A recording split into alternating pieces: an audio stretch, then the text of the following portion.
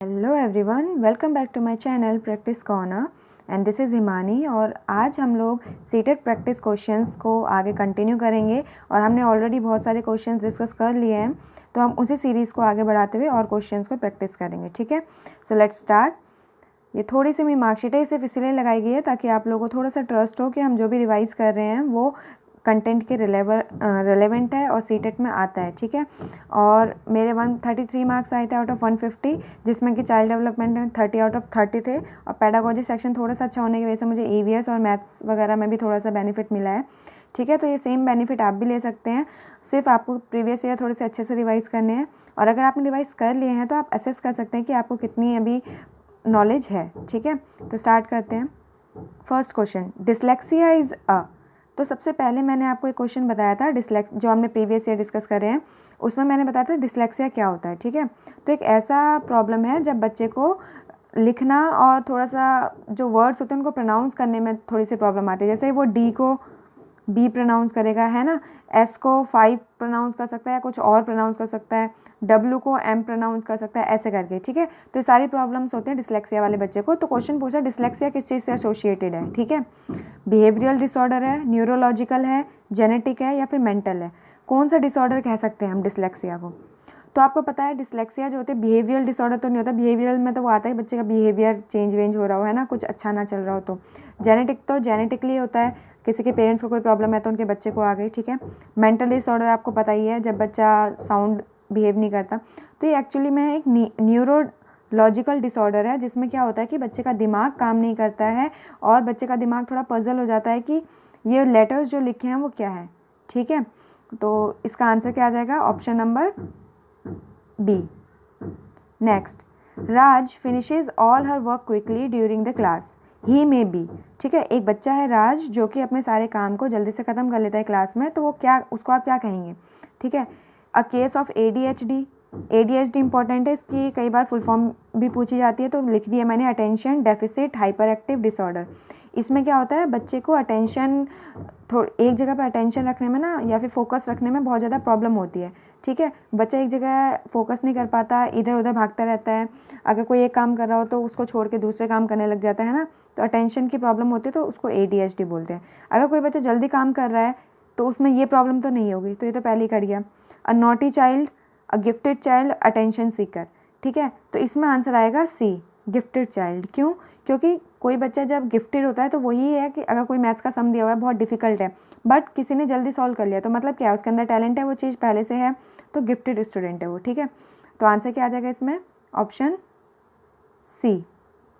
Next, when a student consistently focus to do his work the student may be. ठीक है, अगर कोई बच्चा है वो कंसिस्टेंटली अपना होमवर्क नहीं करके ला रहा है, तो उसमें क्या प्रॉब्लम है या फिर स्टूडेंट के साथ क्या हो सकता है? ठीक है, वो एक नॉटी चाइल्ड हो सकता है, लेजी स्टूडेंट हो सकता है, have a problem at home, उसके घर में कोई प्रॉब्लम हो सकती है, not be liking the subject, या वो सब्जेक्ट को पसंद नहीं करता। तो देखो ये भी ऑप्शन तो सारे ही हो सकते हैं, बट हमें बेस्ट लगाना है, तो बेस्ट ऑप्शन है इसमें C।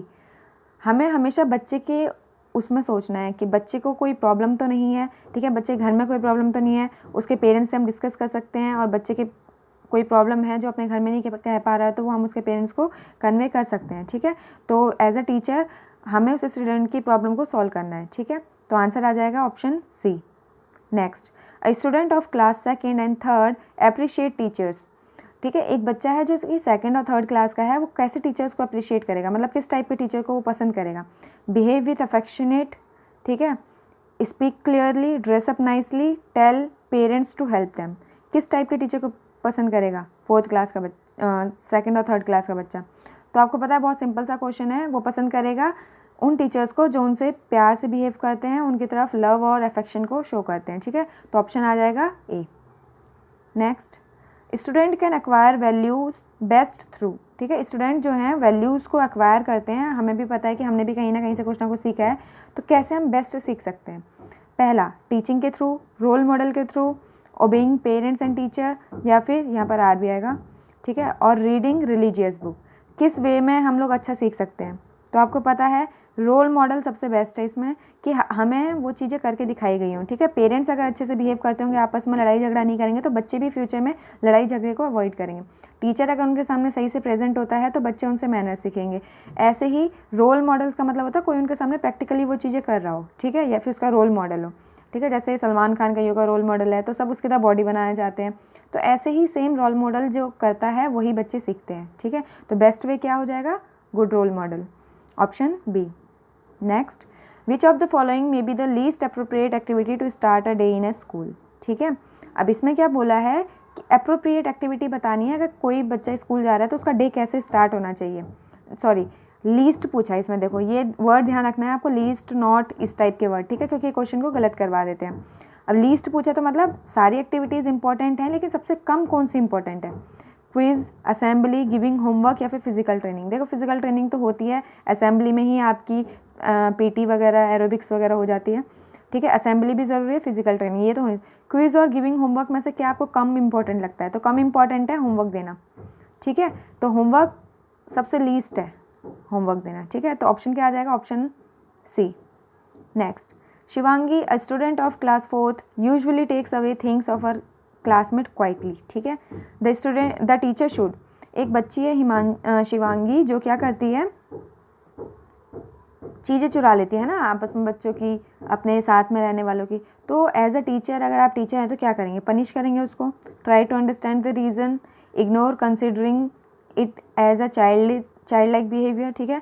Complain to the parents, देखो पेरेंट्स को तो इन्वॉल्व नहीं करेंगे और इग्नोर भी नहीं कर सकते कम्प्लीटली, पनिश करेंगे या ट्राई करेंगे अंडरस्टैंड करने की।